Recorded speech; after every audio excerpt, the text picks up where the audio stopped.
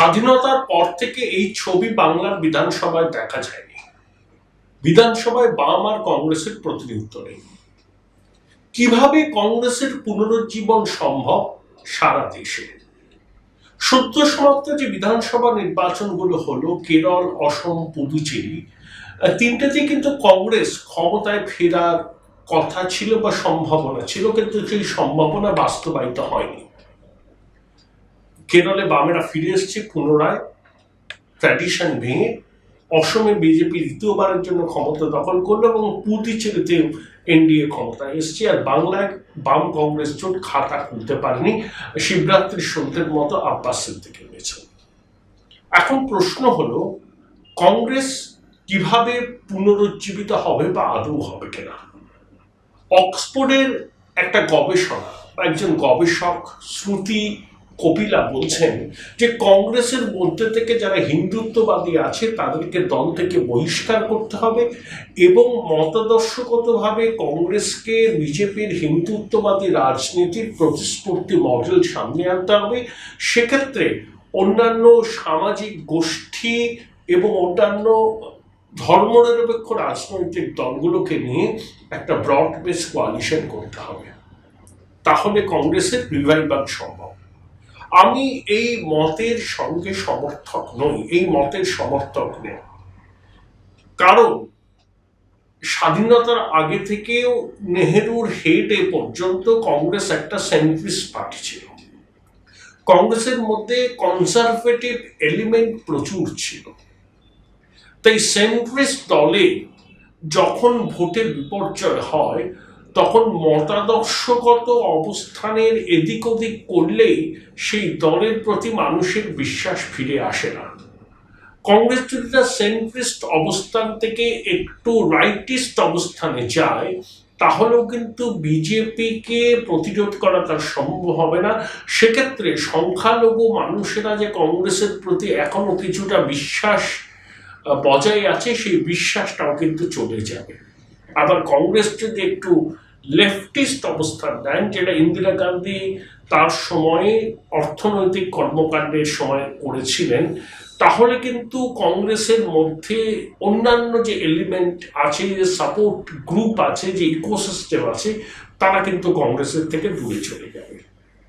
ভারতবর্ষের রাজনীতিতে এখন কিন্তু হিন্দুত্ববাদী রাজনীতির একটা পরিষ্কার ট্রেন্ড আমরা দেখতে পাচ্ছি। লিবারালিজম, সেকুলারিজম, এই কথাগুলোর খুব একটা সমর্থক কিন্তু আমরা বিশেষত গোবলয়ের রাজনীতি দেখতে পাচ্ছি না।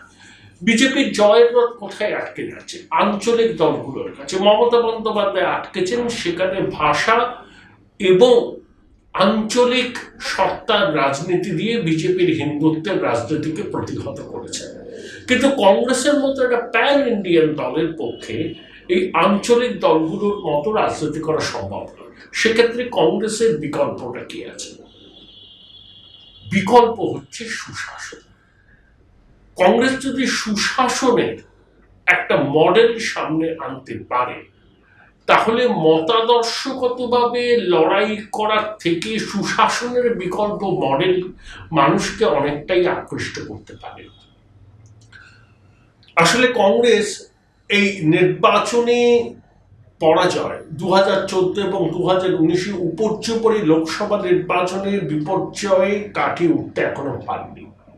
তো এই ভ্যালেন্সি ফ্যাক্টরটা কংগ্রেস নেতৃত্বের মনে সেভাবে দাগ কাটতে পারছে না।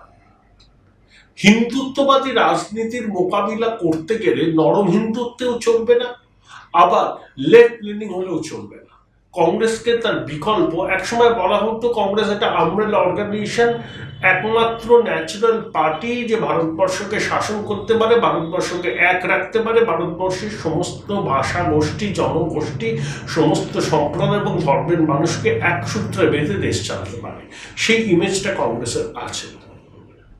2009 সালে লালকৃষ্ণ আদবানির হিন্দুত্ববাদী রাজনীতি পরাজিত হয়েছিল কংগ্রেসের এই গভর্নেন্সের বিষয়কে সামনে রেখে। কারণ কংগ্রেস অনেক কিছু ইপক মেকিং আইন প্রণয়ন করেছিল, যদিও বামপন্থীরা বলেন তাদের ভূমিকা ছিল, যেমন রুরাল এমপ্লয়মেন্ট গ্যারান্টি অ্যাক্ট, যেমন তথ্যের অধিকার আইন ইত্যাদি ইত্যাদি। কংগ্রেস এখন 36 রাজস্থান, তামিলনাড়ুতে জোট সরকারে আছে, মহারাষ্ট্রতে জোট সরকারে আছে।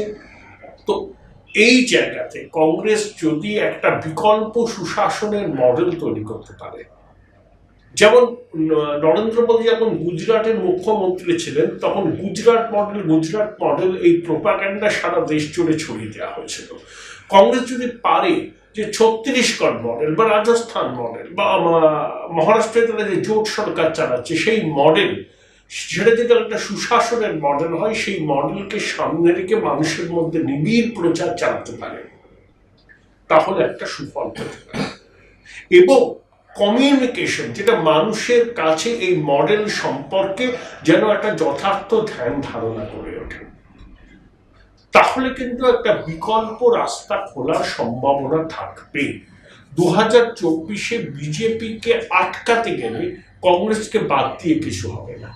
কংগ্রেস যদিও সেখানে নেতৃত্বের ভূমিকায় থাকবে কিনা সেই প্রশ্নের উত্তর এখন আমার জানা নেই, কিন্তু কংগ্রেস চাঙ্গা না হলে বিজেপি বিরোধী লড়াই অনেকটাই জোলো হয়ে যাবে। যতই থার্ড ফ্রন্ট বা ফোর্থ ফ্রন্ট বা ফেডারেল ফ্রন্টের কথা বলা হোক না কেন, ভারতবর্ষের অনেক রাজ্যেই কিন্তু কংগ্রেসের সঙ্গে বিজেপির সরাসরি সংঘাত, সেখানে কংগ্রেস যদি দুর্বল হয় বিজেপির সুফল। সুতরাং কংগ্রেসকে মতাদর্শগতভাবে নিজেকে রিপোজিশন করে বিজেপির মোকাবিলা করা হয়তো সম্ভব হবে না, সহজ হবে না। কংগ্রেস কিন্তু সুশাসনের একটা বিকল্প মডেল সামনে আনতে পারে। যেমন সার্ভে বলছে কোভিডের দ্বিতীয় ওয়েভের পরে অনেক দেশবাসী মনে করছেন যে সরকার ঠিক কাজ করছে না। 45 বছরের মধ্যে বেকারত্ব সর্বোচ্চ, পেট্রোল ডিজেলের লাগাম ছাড়া মূল্য বৃদ্ধি, মানুষের সঞ্চয় কম। এই বিষয়গুলোকে সামনে রেখে বিকল্প সুশাসনের মডেল কংগ্রেস শাসিত রাজ্যগুলো যদি তুলে ধরতে পারে এবং সেটা যদি জাতীয় স্তরে একদম তলা পর্যন্ত পার্কুলেট করানো যায়, তাহলে কিন্তু কংগ্রেসের রিভাইভাল সম্ভব। তাই আমি মনে করি যে মতাদর্শগত রিপজিশনিং নয়, ভ্যালেন্সি ফ্যাক্টরকে সামনে রেখে কংগ্রেসের পুনরুজ্জীবন সম্ভব।